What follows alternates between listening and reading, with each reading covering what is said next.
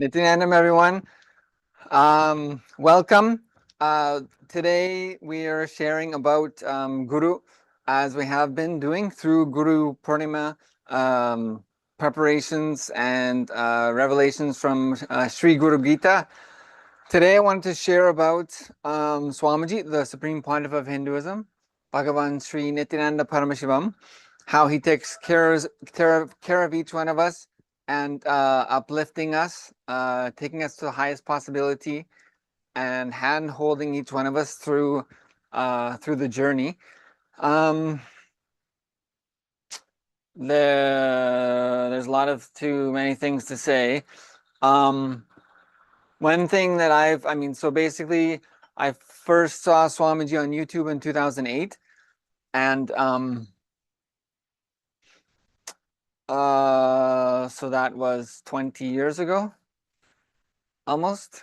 And so, yeah, so basically, you just keep, this thing called bhakti evolves into something I would say that doesn't fit into any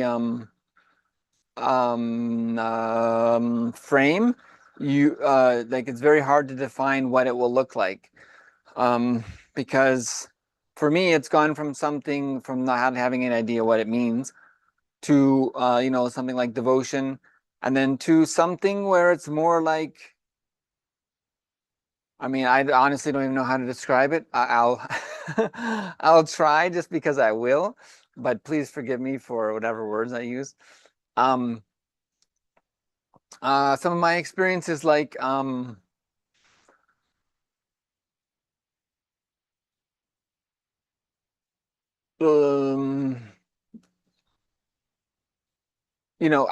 like, people will say things like, okay, if I'm doing puja, that's bhakti. If I'm doing yoga, that's bhakti.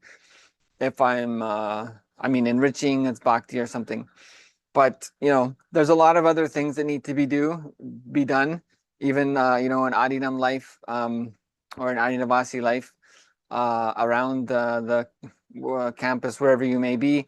There's many day-to-day things, functionary things, that have to go on with a place like Kailasa, and all the contributions Swamiji is doing in so many different places. Um, so a lot of times, and it's not what you would think, maybe as a sannyasi, what you think. For example, what sannyasis in India in the forest will be doing is, I think Kailasa sannyasis do a lot of things that many sannyasis won't do. Um, and so, anyway, sorry, this is becoming a very long story. Maybe this will be the long version, and I'll cut a shorter version. um, but anyway, um, yeah, so my experience of bhakti is like, I maybe this is not the right way to say it at all, but I think sometimes it doesn't feel like, it doesn't feel good, I would say. Doing the right thing doesn't always feel good. And Swamiji has said, sure, if doing the right thing is pleasurable, then do what's right and do what's pleasurable. But if you have to choose, always do what's right. And so, but within that, bhakti is hidden within that. We always say, like, people will say, I'm doing puja, so that's bhakti. Yeah, okay, that's an easy one, right? But what about, whether you're making phone calls, or you're having meetings, or you're preparing for things, or you're documenting things, all that kind of stuff is there. Cleaning, your time management, how you do different tasks.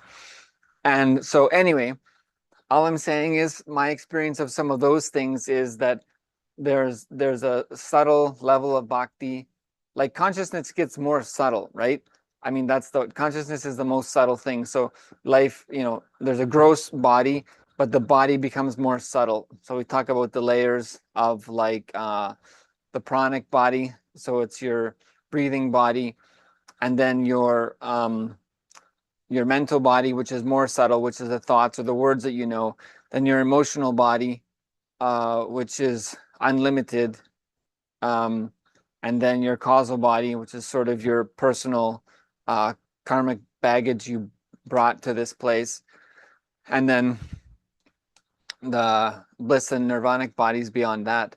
So it becomes more and more and more subtle until you get into the center, which is where the consciousness, the oneness consciousness source is.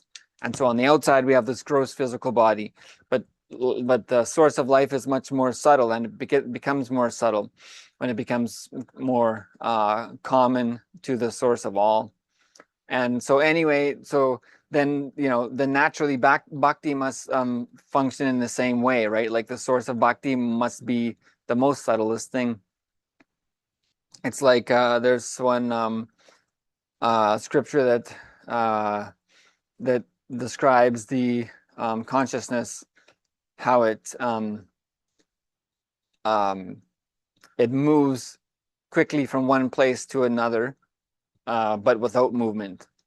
And so this is a way of trying to understand what consciousness is. So bhakti would be similar.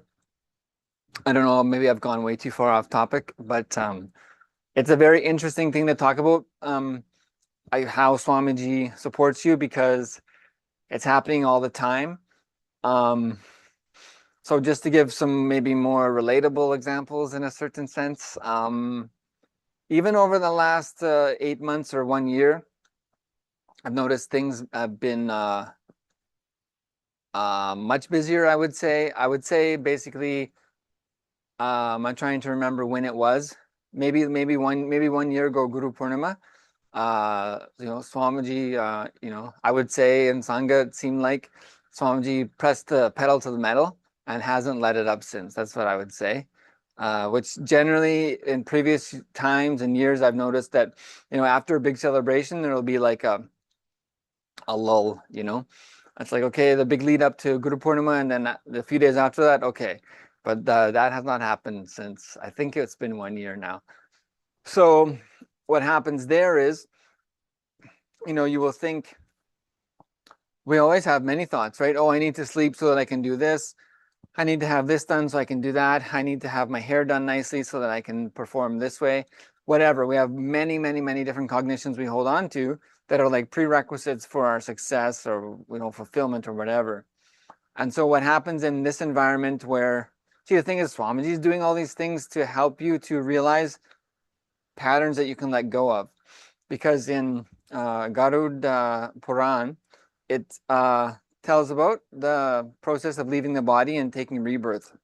And so basically, what happens is, whatever,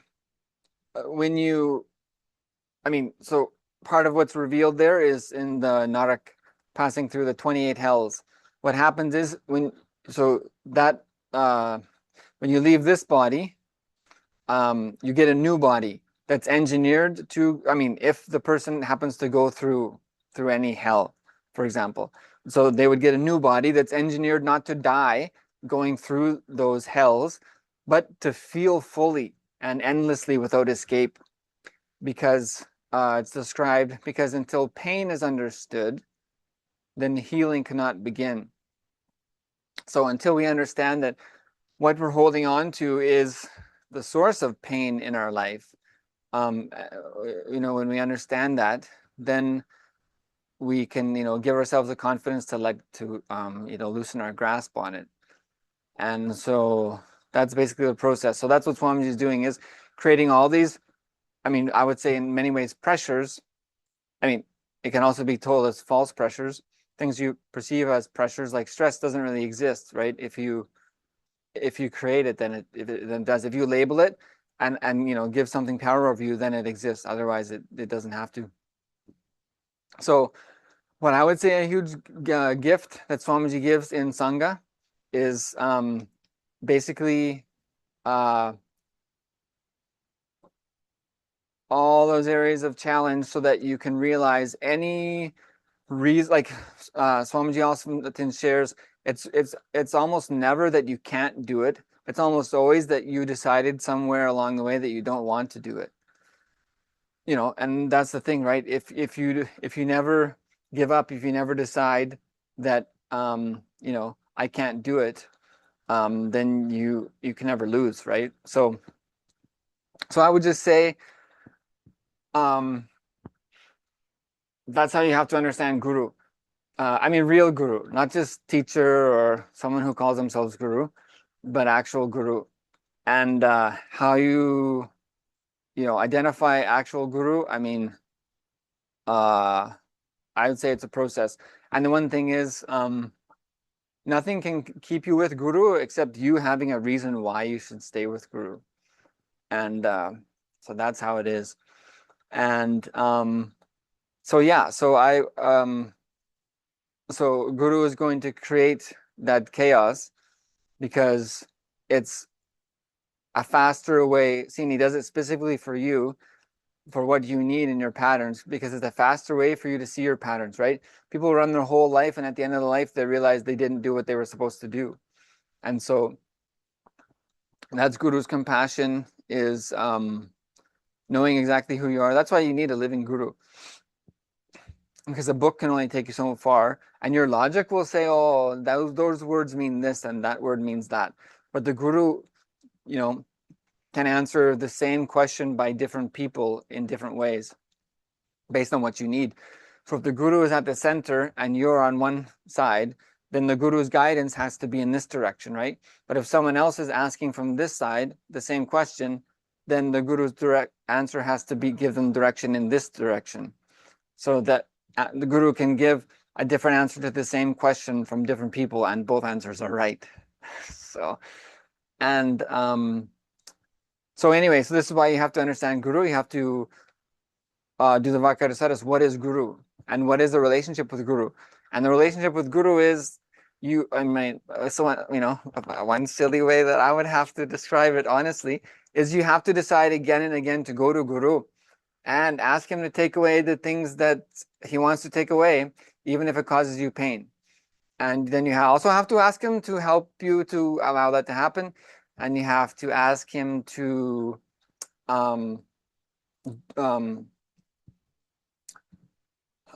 keep you on the path. So yeah, so that's like, I know there's been many times Swamiji has shared my experience with, this is how Swamiji works.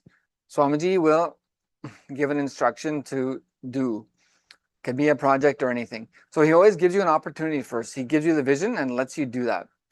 And then however it goes, it goes. And after a certain amount of time, Swamiji will come and say, okay, he'll give some big motivation or something, and he'll come and then he'll do the thing, he'll make the thing happen. And then he'll carry you along forward with him. So he always does that. So so often it'll be like, oh, that's such a big vision, mission. Swamiji's saying, how could I possibly do that? That's fine. He's giving you an opportunity. But in the end, he's going to do it, and he's going to carry you ahead with him. And then the next time that he gives another instruction, then he's going to do the same thing. So that, people get stuck in between. Swamiji's telling me to do something that's impossible. Hey, don't forget, he's going to come along, whether you did it or not, he's going to come along and do it. And he's going to, send a limousine to bring you to the celebration of it, to celebrate with him. So don't forget that part. So we have to remember that. So, often like Swamiji says, the master is a master surgeon. And we often think, the master is cutting a part of me out. He's cutting the cancer. But when you're saying, oh no, this is me, I need this is me, then you'll feel like he's cutting you. So you have to build that cognition, because no other relationship is like that. All other relationships are, business transactions. Only if you, treat me nicely, only if you support me in this, only if you support me in that, I'll continue to have a relationship with you. All relationships are like that, except with guru. So you have to go and say, please take away what I don't know that needs to be taken away, and help me to understand that it should be taken away, and allow, help me to, if I'm holding on, to allow it to be taken away. So that's a unique relationship. So anyway, that's pretty much everything. Swamiji creates many big things like that to show you. See, that's like, any big problem in your life may be a very big problem until a really big thing comes along, and then that falls away. right? So we always like, oh, that's my main problem. Until something really big comes along, then it's irrelevant. So Swamiji, or an urgent emergency comes up, then everything else falls away. So that's part of what I've seen Swamiji does is he'll create those, urgent emergencies, and you'll be like, that's it. I have no choice but to drop my incompletions, my inhibitions, my worries, my doubts, my fears, because I have to do this thing now. And then 45 minutes later, you'll be like, wow, for 2 days I was holding on to that thing. I couldn't do this. I couldn't do this. And then the urgent thing come up, and Swamiji said, do just this. I had to let go of it, and I could let go of it. I didn't think I could. So that is a huge thing I see Swamiji does for people. And there's just too many things I could say about how it specifically does only for you. That's a beautiful experience for me. How he does things only for you. He does things specifically for you. And Swamiji always says, right, your relationship with Guru is, you'll see, he happens only for you. And for each person, he came here only for you. So that's a beautiful thing. There's many things in my life I can see that he did that. Like, he literally, I mean, what can you say, right? Took time out of his day, or he did things specifically for me. And these are things that no one else would have done. And in a lot of ways, I know there are many things that I don't see how I could have come out of certain patterns if I hadn't had those opportunities, but no one else would have given those opportunities, because it takes impossible amount of patience and persistence to continue to give people opportunities who are not, I guess, even taking them, not capitalizing on them, but not giving up on them and just saying again and again, okay, try again, try again. So there are things like that where, for me, it's like there's no way I would have realized that, like, that I would never accepted that I was like my biggest problem until I was, for example, living alone for a very long time. And I just finally realized, I'm like, Swamiji, let me, I'll live with anyone, no problem. Just don't make me live with myself. Because you always blame the day, right? You blame the day, you blame the time of day, you blame the person, you blame the instruction, you blame the weather, right? Anything. Oh, that's not fair. You can't do that. They didn't say it nicely. I didn't eat. I haven't slept. You always blame something. But the first response is never like, oh, there's an internal resistance in me that's resisting. It's always like, that's too loud, or that's too bright, or it's a weekend, or it's too early, or it's too late, right? That's always so I don't see any other way that I would have been able to realize that, having been around other people, because I would have blamed other people all the time. So that opportunity, I don't know how. There's no other way that could have been provided to me, for example. So anyway, there's many things, but I guess I'll leave it at that, because this video is probably not many people are going to watch this far anyway, but not that matters. So yes, the point was, what was the point? The point was all about, oh yeah, how what Swamiji does is for our liberation, even if we don't remember that. So that, in my experience, has been the path with Guru is, you have to teach yourself to remember who is Guru. Even when your incompletions, doubts, fears, worries are telling you that that person is doing something that I think I don't want to be done. So you have to remember, wait. Who is Guru again? Okay, yeah, Guru is this, Guru does that. So in this situation, I should stop, resisting and let it go. So this is the process, and it's what everyone needs. And so I always ask people the question, okay, no problem. You are doing what you're doing here for 100 years, but what about the 10,000 years after that, after this? Because we always know when we see the body fell down, we say, oh, there's their dead body. We don't say the dead person is there. We say the body is there, the life left the body. So then where did the life go? Then the life that is here now, it's going to go somewhere else. So that time after the life leaves this body is much longer time than the time the life is in the body. So that's the question, is not this 100 years is not the problem. What are you going to do for the 10,000 years after this? Because this is the only chance you have to work on that and address it. And if you don't know what it is, and you don't know what you're going to do, and you're not able to make it happen, then you better find someone who can. Because otherwise, you're going to be in the same situation you are now and saying, I don't know why I'm here, and I don't think I have a solution to everything. So that's the starting question I always ask people is, okay, well, what is the solution you're getting for the next 10,000 years? And most people have not thought about that. So only if you think about that, then Guru makes sense. And if you do think about that, what life is and how it is a reality, that you're going to continue on after, I mean, if you get hit by a car tomorrow, the body could die. So you may not have as much time as you think, but that eternal time after the life leaves this body will always be there. So we need an eternal solution, not just how can I get to tomorrow, because it might not even be a choice for you to get to tomorrow. So when you ask these questions, Guru makes sense, and then it's clear that Guru is the only solution.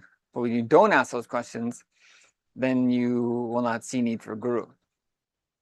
And so I guess that's the condition of the beings that are taking birth again and again. So thank you, everyone. Thank you, Swamiji. And I mean, I just have to stop because I'll just go on telling stories. So I hope some of that made sense somehow. And I think I answered the question. Yeah, at least in some ways. Yes, I did. Okay, everyone. Thank you very much. Have a blissful day. If you have any questions, please share.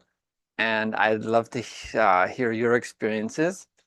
Maybe you don't have necessarily enlightened Guru, but maybe you could relate in some way, teacher, friend, or something, or sibling, family member. You could share about that. And we could talk about the difference between Guru and a regular relationship. Thank you, everyone. Have a blissful day. Nithyanandam.